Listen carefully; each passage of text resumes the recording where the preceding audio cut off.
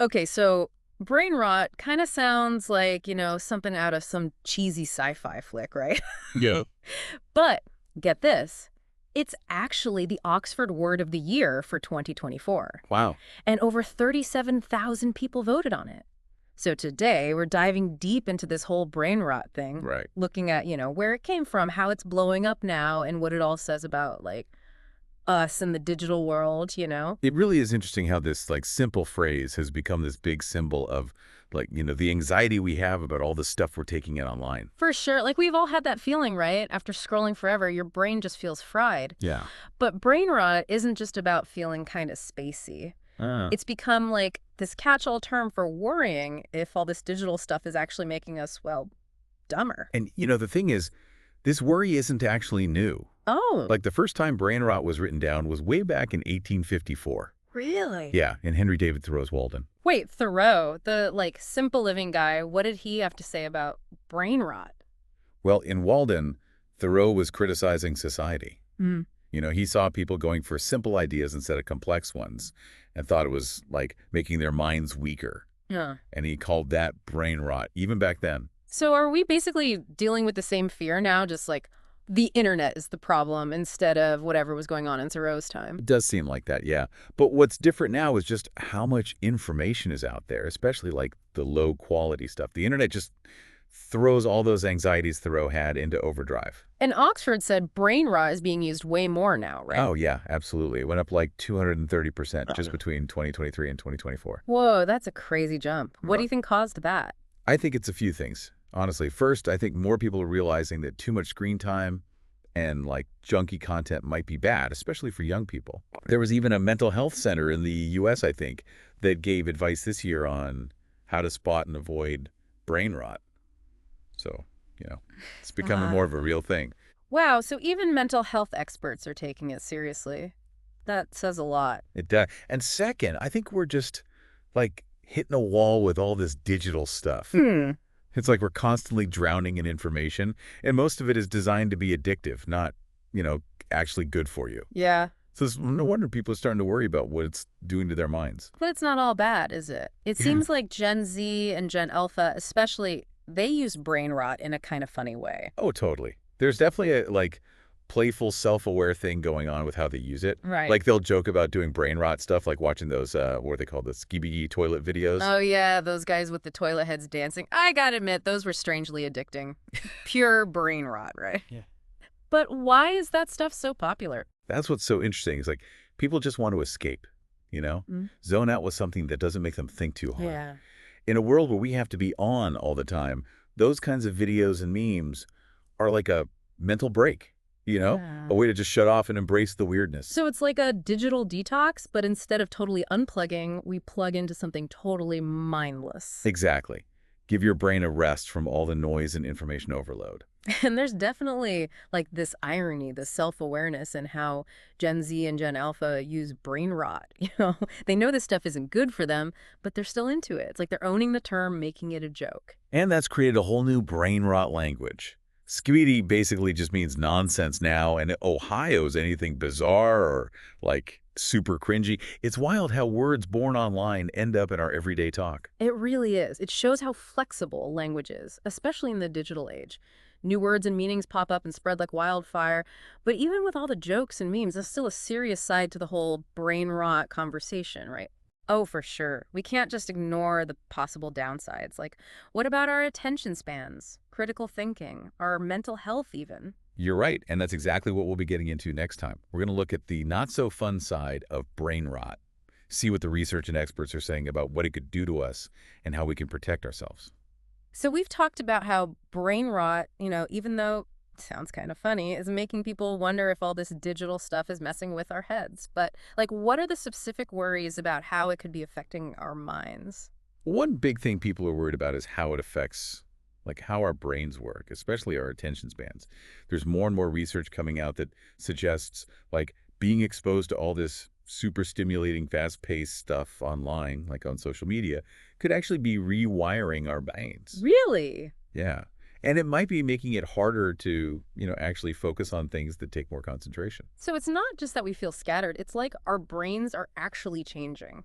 Exactly. And this isn't just about, like, getting distracted easily. It can actually make it harder to learn, to really understand things deeply, and even to have, like, meaningful conversations. Wow, that's kind of scary.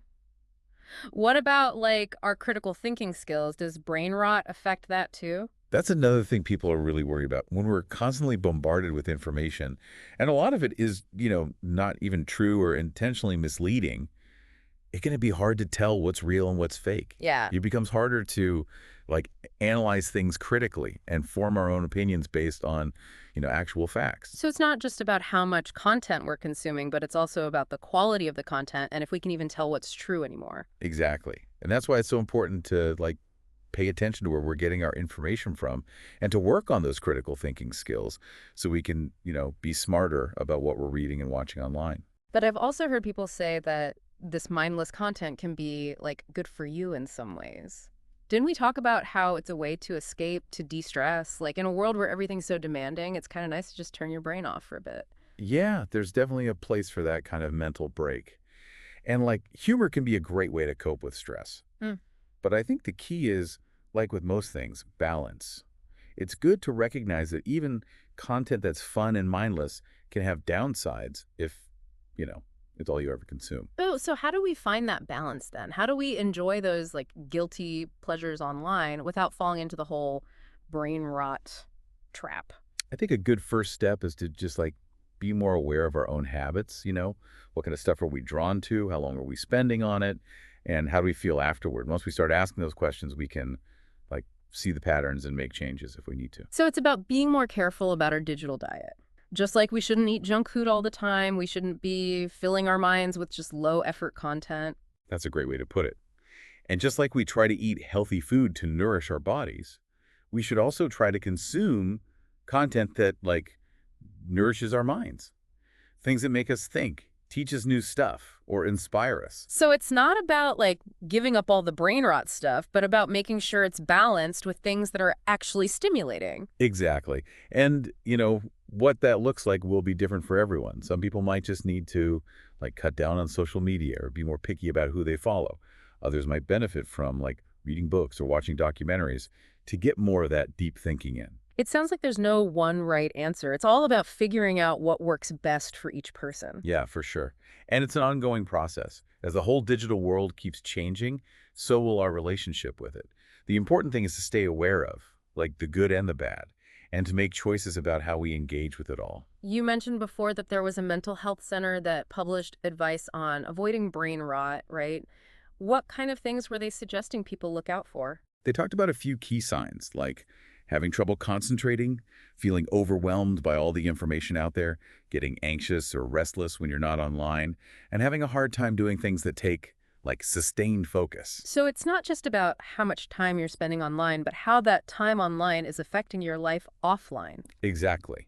And because of that, they suggest a bunch of things to help, like setting limits on screen time, doing things that promote mindfulness and relaxation, and even getting professional help if you're really struggling to manage your digital habits. You mentioned mindfulness. It seems like being more present in the moment could really help with all the constant stimulation we're getting online. Totally. Things like meditation or even just spending time in nature can help us train our attention, reduce stress, and become more self-aware. Those kinds of practices can be super helpful in, like, counteracting brain rot. So it's not just about changing our habits online, but also building up the skills and resources that help us deal with the digital world in a healthier way. Exactly, and I think that's a really important point. It's not about saying technology is bad or trying to, like, run away from the digital world completely. It's about finding a healthy balance where we can use it to our advantage without sacrificing our mental well-being. And that takes us back to the bigger picture, right? This whole idea of brain rot might be a sign of a bigger societal anxiety about how technology is influencing us. You're absolutely right, and that's exactly what we're going to dig into in the last part of our deep dive. We'll look at how brain rot connects to the bigger issues in society and what steps we can take, both individually and together, to have a more mindful and balanced relationship with the digital world. Okay, so we've covered how brain rot can, mess with how we think, like our attention span and even just telling what's true and what's not. But this whole thing brings up some bigger questions about, like, society too, right? Is brain rot just a personal problem, or is it something we, like, need to deal with as a whole society? That's a really important question. And I think it's becoming more obvious that brain rot isn't just about what individuals do. It's tied to some bigger things happening in society, like trends and anxiety. Like what kind of trends and anxiety? Well, one thing is that people are getting more and more worried about, like, how much power these tech companies have over our attention and, even how we behave. The algorithms they use on social media and those recommendation things, they're made to keep us hooked, right? Mm. And often that means showing us stuff that's like super stimulating, but not actually good for us in the long run. So you're saying it's not just about our own choices, but also how these platforms are designed to keep us scrolling, even if it's not good for us. Exactly. And that makes you think, about what's right and wrong. Do these companies have a responsibility to think about how their products could affect people's minds and how we interact with each other? And if they do, like, what can they actually do to prevent those negative things from happening? That's a tough one for sure. It seems like a lot of people are starting to think about these things, though, both the people using the platforms and the people who make them. Yeah, I think you're right. And we're starting to see some pushback against this whole, like, attention economy idea. More people are into digital minimalism now, which means cutting back on screen time, being more intentional about what they do online, and, prioritizing stuff offline that's good for them. And there's also more demand for higher quality content online, right? Like stuff that actually teaches us things, inspires us, makes us think harder instead of just, quick hits of entertainment. Absolutely. And that's where I see some hope, honestly. When people start wanting better content, creators who are making those thoughtful, well-made things, they'll have more support. It creates a better market for everyone. So maybe it's not all bad news. It sounds like there's potential for things to change for the better, both in terms of what individuals do and like the whole digital landscape. Exactly. That's why I think it's so important that we're having this conversation about brain rot. It's not about like hating on technology or saying we should all go live in a cave. It's about understanding the risks and then actually doing something to reduce them, both as individuals and as a society. It's about taking back control, right? Like deciding for ourselves how we want to exist in this digital world. That's it. We don't have to just be like passive consumers who are controlled by algorithms and fed mindless entertainment. We can be active participants, Yeah. and we could shape a digital world that reflects, our values and what we want for the future. So basically, this isn't really just about brain rot, is it? It's a bigger question about how we want to live in this digital age. Do we want to just be along for the ride, driven by algorithms and whatever's trending? Or do we want to be the ones in the driver's seat, creating a digital world that's good for us and for everyone? That's the big question we got to figure out. And the decisions we make today, they'll have a huge impact on the future, not just for us, but for like our kids and their kids. That's a powerful thought. And on that note, we'll leave you with this. Now that you know about brain rot and like how it connects to everything else, what can you do to have a healthier relationship with all things digital? How can you use your time online to actually make your mind stronger, learn new things, and contribute to a digital world that's more thoughtful and engaged? We hope this deep dive gave you some stuff to think about and, Yeah. some ways to approach the digital world in a more mindful way. Thanks for listening.